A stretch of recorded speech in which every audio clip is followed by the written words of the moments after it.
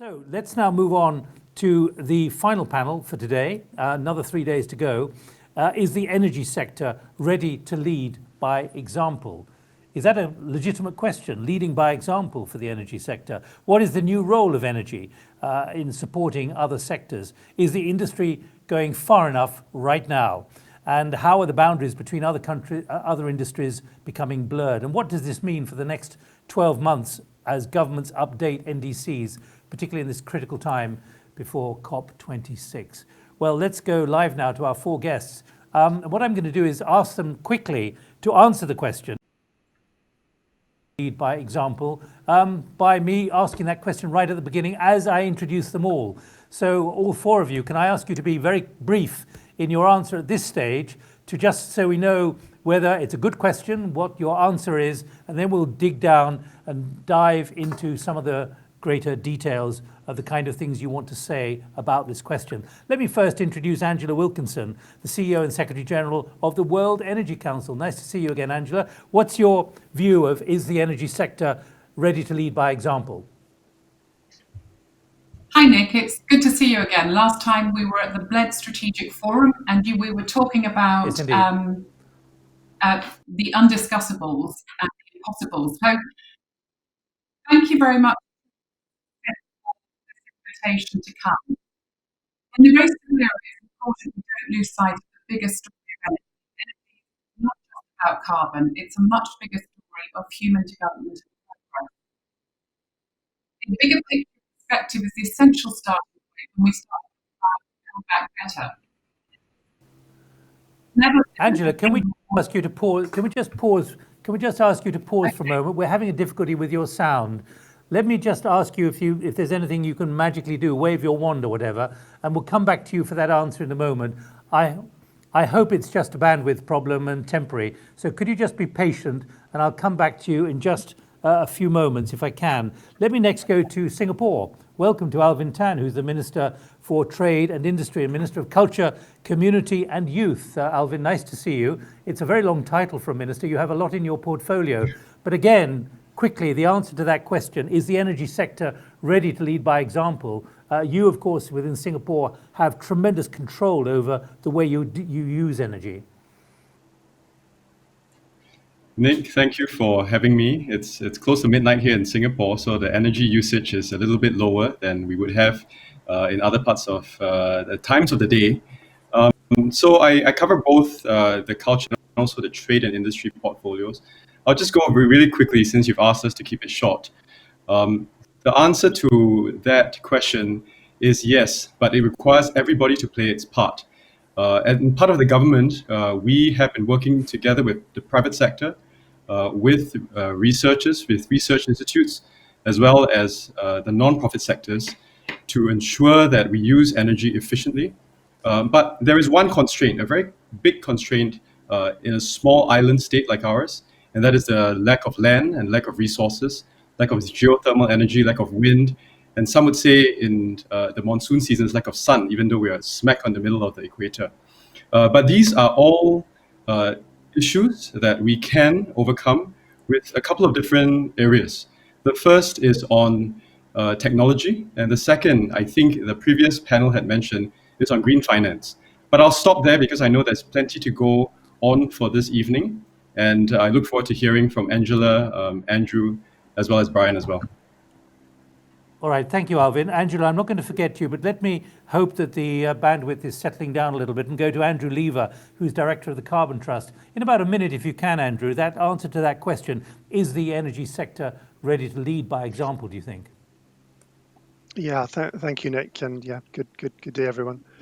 Yeah, I mean, at the Carbon Trust, we've been looking at energy and pathways to 2050 for a number of years now. It's clear that there's lots of value, and I'd like to pick up a point around energy flexibility, which is around not just thinking about decarbonisation of power per se, but also looking at flexibility across heat, transport, and power sectors and the role that they can play to 2050. And what's apparent, of course, is that there's a huge challenge out there, and it's one which I think sometimes I fail to see if we actually understand the scale of that challenge. Even if you look in the UK, a lot of the scenarios now are looking at 100 gigawatts of offshore wind by 2050. Now, even if you just take that simple number, you can't add 100 gigawatts to the power sector without thinking about how that energy is going to be used, where it's going to be integrated. And that will be true of other countries as they increase their capacity of renewable energy on the system. If we look at heat decarbonisation, there's been much discussion in the UK around whether a hydrogen versus an electrical-led scenario is the right way to go. But even if you take, both of those scenarios will require significant investment. And both of those scenarios require consideration of how that heat system integrates with the gas and power sector, be it through heat pumps, hydrogen, or hybrid technologies. So, it's no doubt that energy transition pathways are going to be uncertain and complex. But as you know, and as everyone knows, what we need to know what to do kind of now and quickly. And I'd like to pick up this point I think it's made earlier around this collaboration. I think you can only go so far in one of these sectors without coming up against a solution that requires that collaborative effort across different actors. And a massive amount of investment is required in infrastructure. And collaborating and create and identifying where that value is means we can deploy that efficiently and effectively. So I think that, to come back to your question, Nick, it's less about the energy industry leading by example. It's really more about realizing the necessity and the value of collaboration to get there as well. Let's go back to Angela. Angela, I hope your bandwidth is more stable now. Let's try again. Your answer to the question is the energy sector ready to lead by example? The answer is yes, and it's also a shifting and transforming energy sector. In the race to zero, it's really important that we don't lose sight of the story of energy, which is a bigger story than carbon and a story of human development and progress. Energy's never been a single sector or a uniform industry. It's a diverse landscape in a wide ecosystem, and it's changing fast. Now, even as we're struggling to build back better, even before this crisis, who was leading the energy industry and the transition dialogue was changing fast. Investors and innovators were starting to flex their financial and their technology muscles. And that shows that energy transition is part of a much bigger transition, the so-called shift to the fourth industrial revolution. And that's a very different story of human development and progress. And I'd like to think that energy is a story of humanity that's still reaching for the stars rather than a return to the farm, even if it's a renewable energy farm. So we're in this era of energy for people and planet, where energy industry developments are being driven by what we call the 4Ds of decarbonisation, decentralisation, digitalisation, and demand-side disruption. And those are fundamentally reshaping who is in the energy industry and what the rules of the game are. And the 50 is less visible and, of course, is diversity. There's no one size fits all. We demonstrate that through our tools such as the World Energy Issues Monitor, the World Energy Transition Radar, and the World Energy Trilemma Index. The Council is diverse, we've always been diverse, and we engage regional, technological, and increasing social diversity as the keys now to securing more energy and climate neutrality in this new context of affordability and social justice. To build back better, it means accelerating the pace. And to do that, Nick, we have to humanize energy. And you asked me for some ideas for that. This moment, we need to put the social, back into the ESG agenda. To COP26, we have to have a more open and honest conversation about how to help societies manage the fuller costs of going faster together. And in the next 10 years, we have to engage the new social complexity and diversity as a strength. And that includes the women-powered transition and engaging the role of women, youth, and vulnerable communities in the decision-making process. Well, look, Angela, you've made a lot of points there. Let's try and pick them up, particularly on the humanizing energy. and the 4Ds, which have become 5Ds now. So let's pick up on those principles with all the other speakers as well. But first, let me go to Brian Gutknecht, who's Chief Marketing Officer for GE Gas Power. That question, Brian, is the energy sector ready to lead by example? Yep, great. Thank you, Nick, and thanks to the Sustainable Innovation Forum for including GE in this important discussion. Look, GE believes that the industry is leading by example, but can and must do more and must accelerate. We believe that an accelerated and strategic deployment of both renewables and gas power can change the near-term trajectory for climate change and enable substantive reductions in emissions quickly, while in parallel continuing to advance the technologies that will help drive to near zero. Look, renewables are growing rapidly and leveraging limitless free fuel, the zero carbon generation, and reaching economics that are very compelling, in fact, in some cases, surpassing that of traditional generation sources. But despite the fact that solar and wind will account for nearly 75% of global net capacity additions between now and 2040, it simply isn't enough to combat climate change, and more must be done. In terms of leading by example, I think one great example where the industry is demonstrating what it can do is the example in the US, where power sector carbon emissions are 33% lower than they were at their peak in 2007, and in fact dropped below the level of carbon emissions from the transportation sector. And that reduction was driven in part by the renewables that have been added. But natural gas contributed more to that reduction through coal to gas switching than any other fuel source, including renewables. And I think that opportunity to use renewables and gas together at scale is the opportunity to help accelerate change. Thank you. Well, look, let's pick up on some of those details. Let me go to Singapore first, not because it's gone midnight now, Alvin, but because of the challenges that you face in Singapore with 5 million people. And you've just had an election not so long ago. What are you discovering about what the public thinks of these issues and what it is expecting when it comes to energy consumption? You've got this program called the 4 Switches. That's right. Thank you, Nick. Yeah, we've just been, like everywhere else in the world, have come by a really difficult year. We're just an election. And it's what we call a bit of a reset of how we look at our economy and how we look at our social compact. I think humanizing, as Angela had mentioned as well. So there are a lot of reflections, but we are staying the course on one thing. And Nick, you are prompting this question about this energy story, which we've had working on for a couple of months now. And this energy story harnesses 4 supply switches for us to create a cleaner, affordable, and reliable energy for Singapore. And I'll go through these four supply switches really quickly. The first supply switch is natural gas. We've moved progressively from fuel oil for power generation, and today about 95% of our electricity is generated using natural gas, which is the cleanest form of fossil fuel. The second switch is solar, which is our most viable source of renewable energy. We've reached our 2020 solar deployment target of 350 megawatt peak in April this year. And we aim to deploy at least 2 gigawatt peak of solar by 2030 and to front load 1.5 gigawatt peak by 2025. The third switch is to tap into regional power grids to open up more clean energy options for Singapore and regional countries. And the previous speaker had mentioned about ASEAN. And the fourth switch, the last switch, is to harness the potential of low carbon solutions, such as carbon capture, storage, utilization, and hydrogen. And we know that these emerging technologies are nascent and costly, but we're studying them closely. And these 4 collaboratively are effectively our switch for a greener Singapore. What kind of lead do you think you're creating?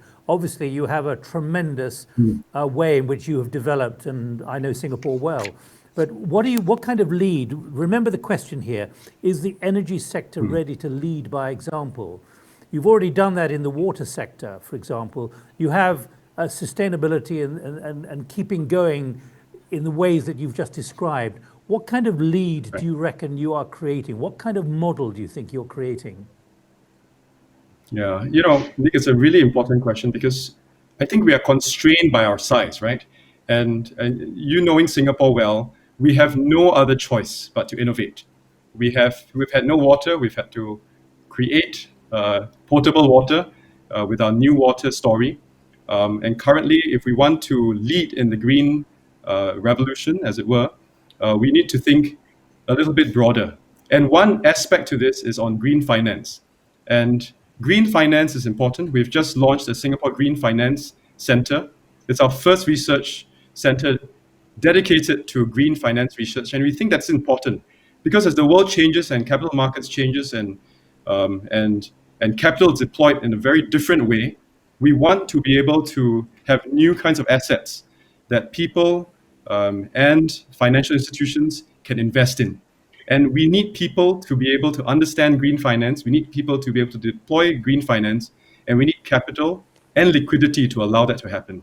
And so this Green Finance Center is another bold move that we're trying, as we always do in Singapore, to build a green economy that as investable assets that will then spur on new investments in green tech. Let me pick up that phrase. You've picked it up as well, Alvin, but from Angela, and ask our other guests, Andrew and Brian, to enter on this about humanizing. Angela, what do you mean by humanizing? Because it's surely easy to say, but rather difficult to achieve. Well, energy is a story of human development and progress. So I think humanizing is the story of energy transition, Nick. And we know that value creation is moving closer to the end user, to the customer, to the demand side. And the future of energy is going to be more demanding. So we have to start shifting away from these supply side conversations and think about demand driven solutions. So the humanizing bit is recognizing that we don't have a scarcity of money, really. We don't have a scarcity of technologies. What we really have is a scarcity of trust and the cooperation imperative that is coming out now in accelerating the global energy transition. So we have to literally plug in, excuse the pun, more diverse parts of the energy ecosystem, and particularly the voices of vulnerable communities and women. We have to put the social back into the ESG agenda. And I think the energy industry can do that in a very effective way. And we've listened to also Andrew talking about cooperation, and we've just heard also from Brian talking about the need not just to have this polarizing and fragmenting debate, but maybe humanizing energy will help us remember we need more energy and climate neutrality, and to address issues of affordability and social justice. Well, let me test that with both of them. Brian, first of all, you come from an enormous multinational corporate. How much are you having to dramatically rethink along the lines that Angela has just highlighted? And I'll come to you as well, Andrew, in a moment. Yeah, we're definitely On the rethinking. humanizing factor. Yeah, for me, we definitely are rethinking how we approach this. And on the humanizing factor, I mean, we have to appreciate that what we do, providing reliable, affordable, and more sustainable electricity, is what is powering economies and improving the quality of life for people around the world, and they depend on that. And perhaps, the one thing that we've learned over the past year is that access to that reliable infrastructure is incredibly important. It provides safety, connectivity, and an ability for economies to grow. So we're having to humanize that element of it, and I think it really makes the task here of balancing that. The affordability, reliability, and sustainability elements are incredibly important, and will take on a different flavor in different parts of the world. There's no one solution fits all. I think as Alvin's talking about, the challenges, the challenges that they have are very different than they may be in other parts of the world, and it will be localized solutions that really humanize this and solve the challenge. It'll be the same question to Andrew, but are you, given the nature of your work and where you work, are you really having some very courageous discussions internally about how to change, because pick up again on what Angela was talking about. Demand side disruption is the way ahead. It's about shifting from supply side thinking to demand driven solutions. That's a big, big change, isn't it? It absolutely is a big change, and we're seeing this a move from a centralized to a decentralized kind of energy system. I mean, here in the UK, we've seen some of the 80% of the local authorities, municipalities, declaring climate emergencies. Now, those local authorities are taking it upon themselves to come up with their own decarbonisation plans, their own solutions. A lot of those solutions will require, as Angela said, more distributed generation, more solutions for heat that require and cooling that require engagement with communities, with individuals, with businesses. So this is very much more about, again, come back to this collaborative point. I don't think we can't get there without having this this kind of mind shift kind of set to really kind of bring this down and make it very real to people in their day-to-day lives. So would absolutely, yeah, I think this is around local leadership as well, and we're seeing that across the UK with local authorities taking kind of wider, more collaborative and consultative efforts on how they decarbonise their own regions and cities and towns. Let me pick up on the mindset shift, but there's an interesting contribution here from Michael Cahill, who's mayor of the city of Beverly in Massachusetts, who's picking up on exactly what you've all been saying. Where do countries stand remodernizing their power grids, greening them, and importantly, growing their grids to meet future demands? What can we do to impact regional and national level policy and investments in both power infrastructure and green power generation in this area? I come back to the word I dropped into the conversation 15 seconds ago, the issue of mindset. How much are you discovering that you are having to change the mindset? Because much of what Angela has been talking about is about a big shift in mindset. I come back to you, if I may, Brian, first of all, within a massive corporate where you've got to make profit like GE. Mm-hmm. Yeah, look, Nick, the way we think about it is, look, ultimately we have to find a way to solve this problem, but do it in kind of an economic fashion as well. And we know that will take a mix of technologies, that we can't solve this with any one solution. But it also will take a coalition. We have to find ways to work across the broader infrastructure. As we started the conversation today, this is more than just the power sector. It's now the power sector at the intersection with the transportation sector and industrial. So working together in new ways to solve these challenges, I think, is absolutely critical to solving this problem, and recognizing that in doing so, we have to have transparency. I think as we think about policy, let's think about the outcomes that we're trying to achieve. We're trying to address climate change, and that will be having multiple technologies work together. Each have their strengths and their challenges. Recognizing we want to grow renewables as quickly as possible. Together with that, we also need that firm, dependable capacity. So whether thinking about how we incentivize the development of battery storage technology or ways to decarbonize gas as a means to provide that dependable capacity to work together with renewables, it's a system of systems in which we have to address and solve this problem using technology. And Alvin, when you look at Singapore and the kind of public servants you're working with and those in industry you're working with, pick up on what Mayor Cahill has said from Massachusetts. What kind of guidance would you be offering him about how you need to change the way you're thinking? Have you, even because of the election earlier this year, have you had to modify your thinking about how to address energy and the expectations, particularly of the next generation? Yeah, thank you, Mayor, for that question. I lived in Massachusetts for 2 years, so I have some familiarity. In Singapore, as I mentioned earlier, there are two things. The first is with regards to the mindset, I think, as my esteemed panelists have mentioned, and the mindset change, I wanted to share that it's been a little bit more stark, particularly amongst our young, who want to look at sustainable ways of doing both business, consumption, as well as energy generation.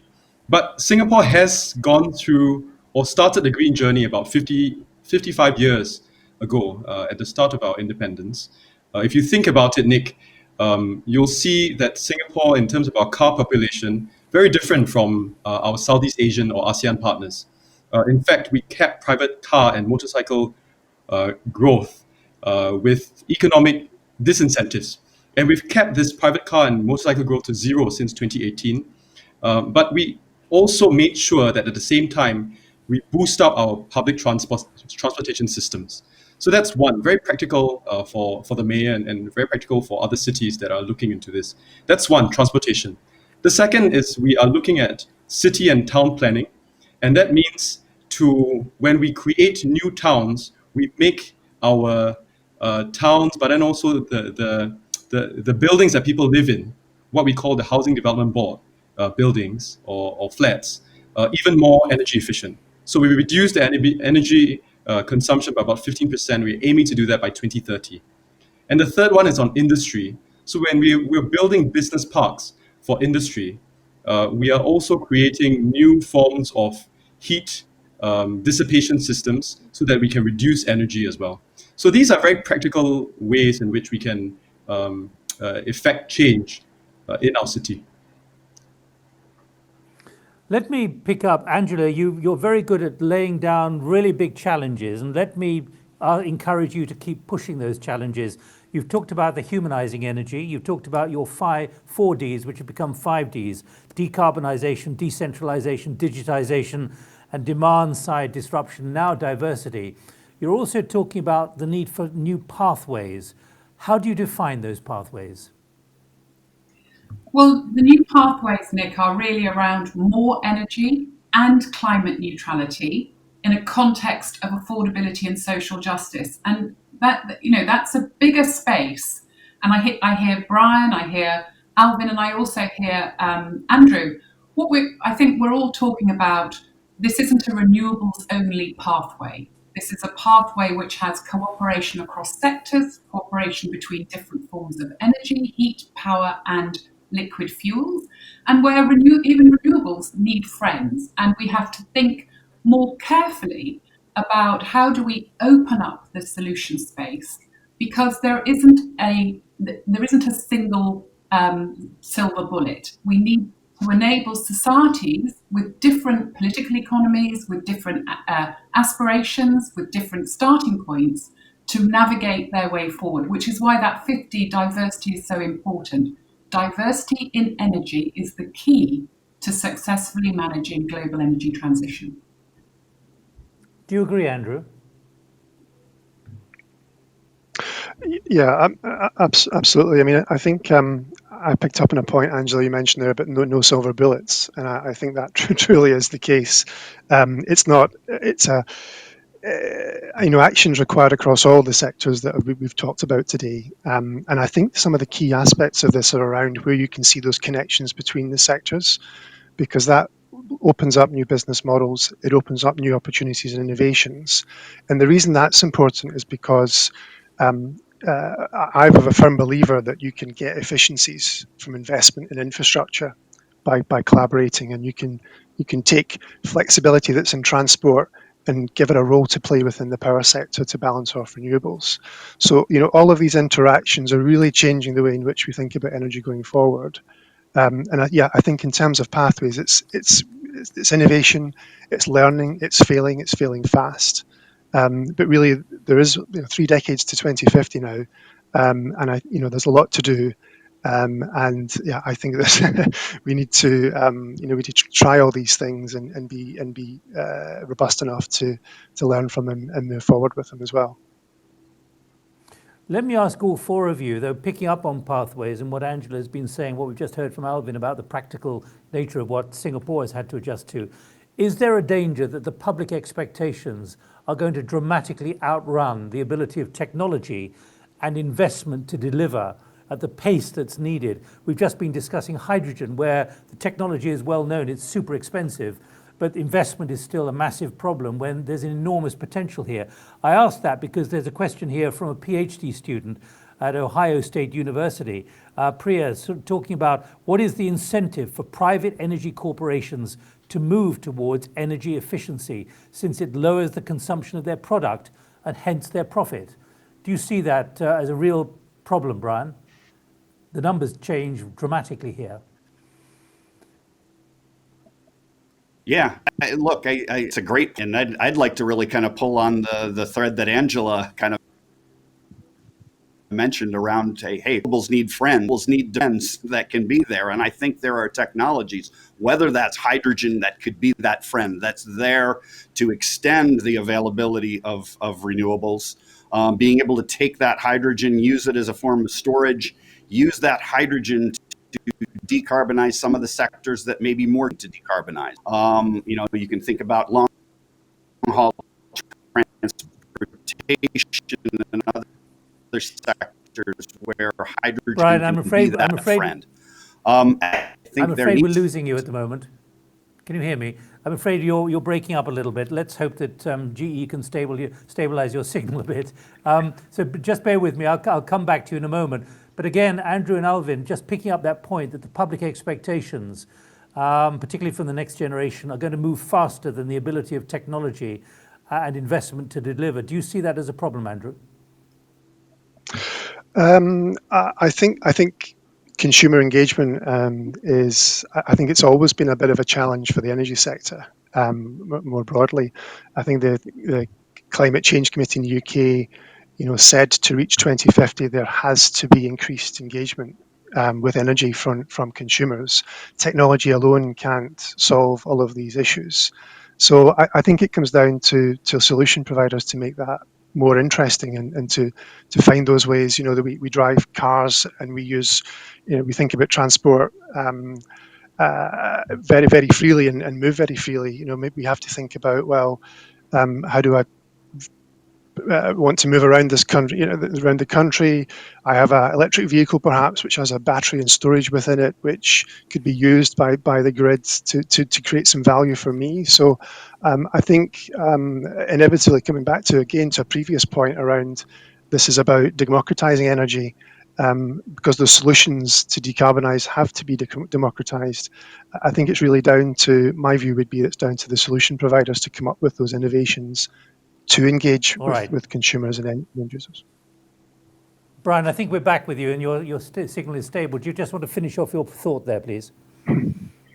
Yeah, thanks, and hopefully the signal's working a little bit more strongly now. I can hear you well now. Look, I think I was just wanting to build on this point. I do think that technologies such as hydrogen have the potential to be that friend that renewables may need, that dependable friend, the ability to store, the ability to use hydrogen to decarbonize some of the sectors that may be more challenging than the power sector, long-haul transportation, industrial heat, et cetera. But also the ability then to use that technology as a form of dependable power as well. We have the ability, the technology today to burn hydrogen in a gas plant, for example, and can make existing gas plants retrofittable and able to burn hydrogen up to 100% and be carbon free. So I think it's one of those technologies we need to encourage its investment and have policy that's supporting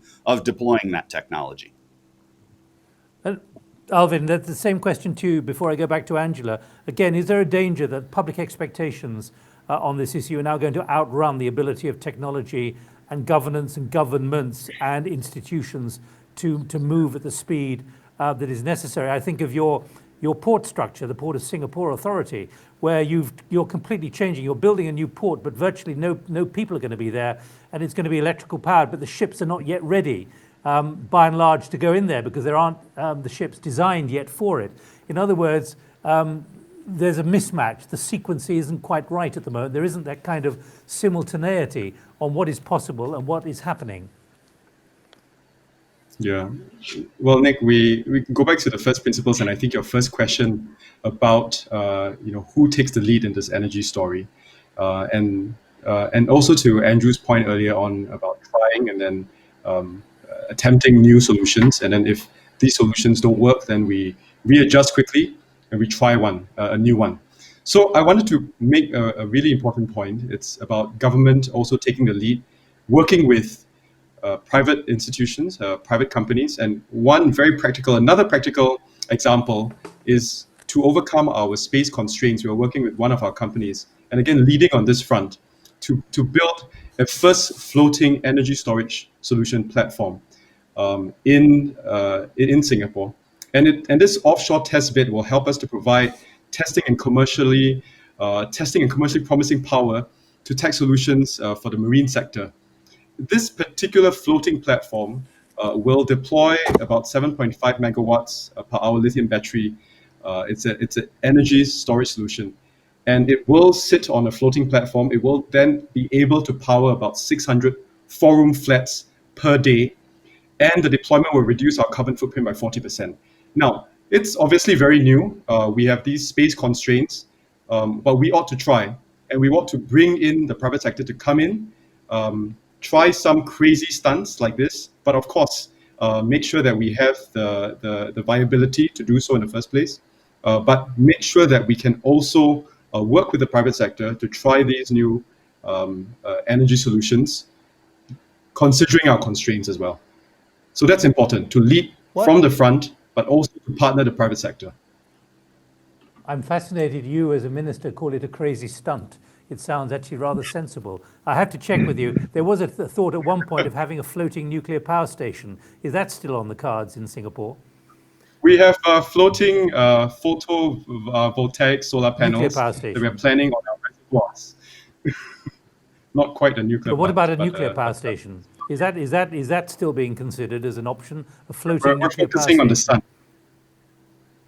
Okay, all right. Angela, as we begin to move towards the end of our session, keep laying down the challenges and what you're seeing in terms of public expectation, because much of what you said right at the beginning is based around that humanizing, about the importance of the public, the human being in all of this. Now, this is not about being idealistic, but we're seeing such an extraordinary about turn, an inversion of the pressures on companies, on governments, on nationalism, particularly from the next generation. They have a different expectation of the way the world is going to be, and it's moving much faster than many in government and corporates can fully understand. How much can you shake the cage here and give us a kind of next alert of what's coming from the World Energy Council? Well, I think I want to shake the cage in the other direction as well, Nick. You know, the public pressure is mounting. There are huge expectations. Human ambitions are running ahead of everything. But there's also a complete void of energy literacy, basic energy literacy. We hear lots of conversations time and time again where we talk the word energy and we mean electrification. And we have no concept of just how challenging energy transition is to achieve. So there's also a requirement of people, of a society that wants a better energy future, to also understand what the energy system is that they're depending on and what change is possible and what their role in that change is. So my call, we have the World Energy Academy. We're pushing for global energy literacy. We think this will really help avoid this polarized, fragmented and ideologized discussion, which is in danger of derailing all the actions that we can take. So energy literacy is a big issue, Nick. Let me ask you about what you mean by literacy, though. Help us define that a little more clearly. So just, literacy about, where does your energy come from? How do you use it? How does it get produced? What are the different things that you do with it? Where is energy in your life? Not just the direct energy you're using in your house, but embedded in all the things that you use, that this technology we're using now uses energy. There's a lot of energy in the servers around the world at the moment. But a very simple thing is I hear time and time again, people thinking that we're going to be 100% renewable energy by 2050 in the world. And the reality is we might be 40% renewable electrification by that time, but we won't be 100% renewable energy by that time. We have heat, we have power, and we have liquid fuels. Currently, 20% of the world energy system is electrified. We think we might be able to double or triple that but we've still got to find a way of dealing with the other energy needs and uses that societies depend on. So that's what I mean by basic literacy. What's your view of that, Andrew, Brian, and Alvin? The new literacy to help get round, because it comes back to that central question you've all agreed to talk about, which is the energy sector ready to lead by example? Is part of the leading going to have to be creating greater understanding among those who consume power and energy about where it's come from, what it costs, and therefore what they should expect in future? Andrew? Yeah, absolutely. I mean, yeah, it's a big challenge, and just to pick up on Angela's point around, absolutely the easy goals have been achieved, arguably in the power sector. We know what I think to do. The heat sectors are much more distributed, as we've talked about that already. They require interventions in people's homes and businesses, which they really haven't seen thus far. And any great, significant measure, when we talking about heat pumps or hydrogen boilers, we will have to physically take these actions and these measures if we're to go further. To decarbonize the system further. So I think, I mean, one of the things, maybe just to add another probably literacy kind of point, but I think the thing that we've been thinking a lot about is kind of this kind of whole systems thinking, which is trying to make these connections not just with energy, but with well-being, with health, with poverty. And I think you almost kind of potentially move the debate away from energy and more from a kind of a lifestyle or a well-being perspective as well. All right, Andrew. Transport within cities, cleaning up their air quality. Let me just ask each of the other two to give their answer, because we're almost out of time. Again, Brian, if you can answer that question about literacy, because there's actually a question here from Paresh Patel. How can incumbent global energy systems clasp this moment, is the way he put it, from E to Equitable Energy Company? Yeah, no, it's a great and it's a really important question, and one that's very timely. I would say one of the things that we're being called on is to help with that literacy. It's not a fact in the past. Our customers of our GE, customers of GEs understand the utilities, the grid system operators, et cetera. What they're asking us though now is help us with the literacy of their customers, of the end consumer, of policymakers. And so we're actually spending more of our time to help with that education, if you will, so that whether it's on helping to set policy or just set personal expectations of what it takes and the complexity of the system, we're spending more and more of our time to help our customers explain to end consumers. And Alvin, do you think within Singapore now there is a greater understanding, particularly from the next generation, of the value and price and the cost of energy? Sometimes when I'm down on Raffles Boulevard or whatever, you sort of see all these skyscrapers and they're still sort of lit up like enormous candles at night, and you wonder why, because most people have gone home. Yeah, Nick, one of the changes that we made earlier on after the election was to change the Ministry of Environment and Water Resources to the Ministry of Sustainability and Environment. It may be just very pedantic, but we've changed it to change people's mindset about resources versus a longer term mindset. And I think that's one aspect which government can signal. The second is, but our young are also signaling that it's important for us to pursue a very sustainable lifestyle and very different route that we are it's actually not a different route. To the young, it seems as though it's a different route, but if you go full circle to when we were independent and our founding prime minister planting the first trees even before green was in vogue, this has gone full circle. We are a small island nation. We punch above our weight, but still very small island nation. Potentially with rising sea levels, very vulnerable. So we're spending about 100 billion to ensure that we're not going to be flooded. But this is existential for us. This is existential for a small island nation, and we cannot but make these changes sustainably. And Angela, last thought in a minute, if you can, no more. When you look at other governments and you hear what Singapore is doing, obviously they have certain significant advantages, size and everything else. But when you look at other governments, do you feel that there will be a gripping of the kind of things we've been talking about for the last 40 minutes by other governments, helped by what is now happening in Washington? I think there's some remarkable innovation going on in many governments in the world around the energy scene. I don't think you can point to any one region in particular and say they've cracked it. And I include Europe in that. Europe tends to think it's leading on everything, but actually, when you look around, there's a lot of leadership in the energy transition coming from other regions and in other governments, but with a different narrative, not just with the narrative of decarbonisation, but the circular carbon economy narrative is also very strong in other in other regions of the world. So I don't think it's I don't think it's a race to begin with, because it's not a winnable race. But I do think the so-called race to zero is not actually a zero-sum game. It's about a carbon positive game. Well, look, thank you all very much indeed. Angela Wilkinson, Alvin Tan from Singapore, Andrew Lever, and also Brian Gutknecht from GE. Thank you all very much indeed for pushing that argument in the way you've done. It's much appreciated. And thanks for your patience over the bandwidth as well.